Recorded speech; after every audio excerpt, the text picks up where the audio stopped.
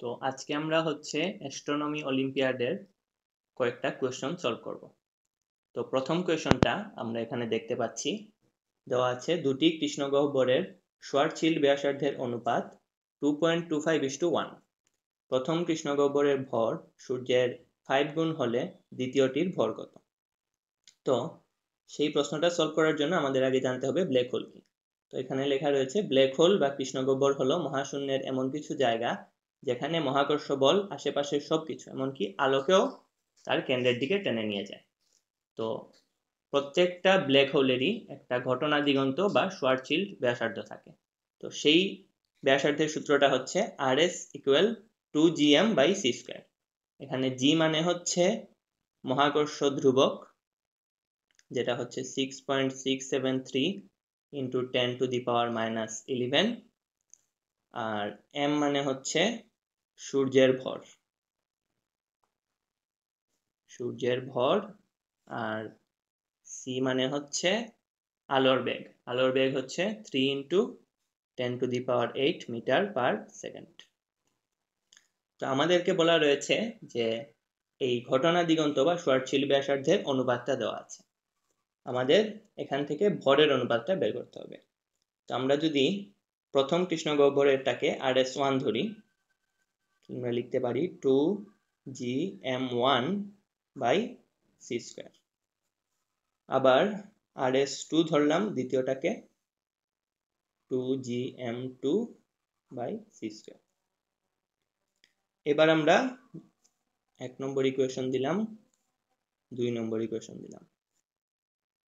আমরা 2 নম্বর ইকুয়েশনকে 1 নম্বর ইকুয়েশন দিয়ে ভাগ করব।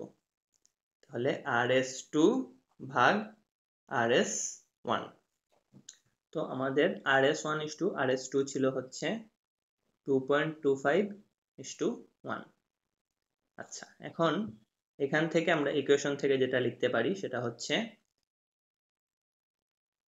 2gm2/c2 স্কয়ার, আর এদিকে হচ্ছে 2gm1/c1 স্কয়ার। এখানে আমরা দেখতে পাচ্ছি 2g/c² এর যে অংশটা রয়েছে এটা দুইটাতেই রয়েছে, তাহলে আমরা শুধু m2 ভাগ m1 রাখতে পারি। তাহলে আমরা যেটা পেলাম এখন সেটা হলো RS2 divided by RS1 is equal m2/m1। এখন আমাদের RS1:RS2 হচ্ছে 2.25:1, তাহলে এখানে হবে 2.25, এখানে হবে 1।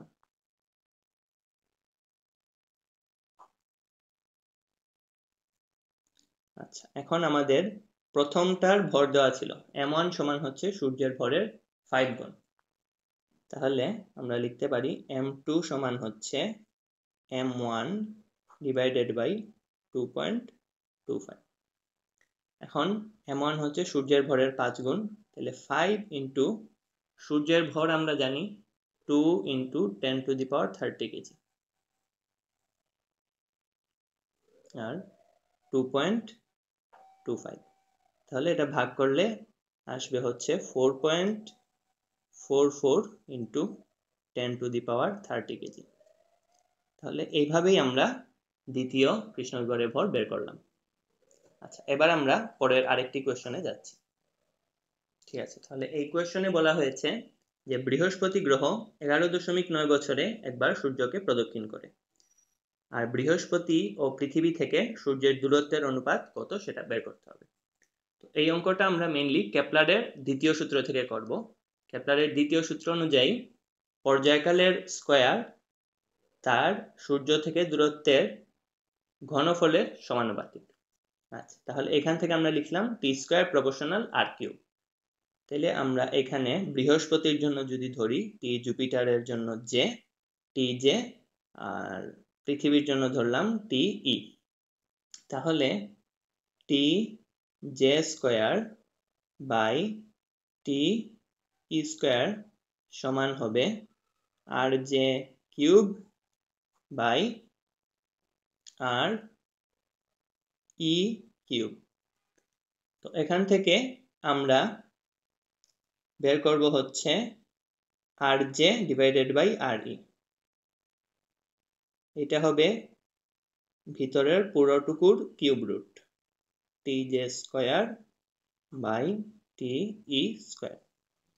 তাহলে এখানে দেওয়া ছিল বৃহস্পতি 11.9 বছরে সূর্যকে একবার প্রদক্ষিণ করে, তাহলে কিউব রুট 11.9, আর পৃথিবী কয় বছরে করে? পৃথিবী হচ্ছে 1 বছরে করে, তো 1 হোল স্কোয়ার। তাহলে এখানে আমরা ক্যালকুলেটরে বসিয়ে হিসাব করলে যেটা আসবে সেটাই হচ্ছে আমার অনুপাত। এখন আমরা দেখি এমসিকিউ কোয়েশনগুলা অলিম্পিয়াডে কিরকম আসে। এখানে 2টা এমসিকিউ কোয়েশন আমি সলভ করছি। তো প্রথম এমসিকিউ কোয়েশনটা হচ্ছে নিউট্রন তারকা সংকুচিত হয়ে কিসে পরিণত হয়? তো এটার আনসার হবে ব্ল্যাক হোল।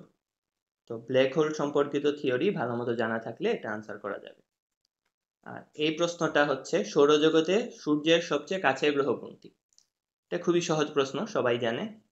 বুধ, শুক্র, পৃথিবী, মঙ্গল, বৃহস্পতি, শনি, ইউরেনাস, নেপচুন, এই হচ্ছে আমাদের সিকোয়েন্স।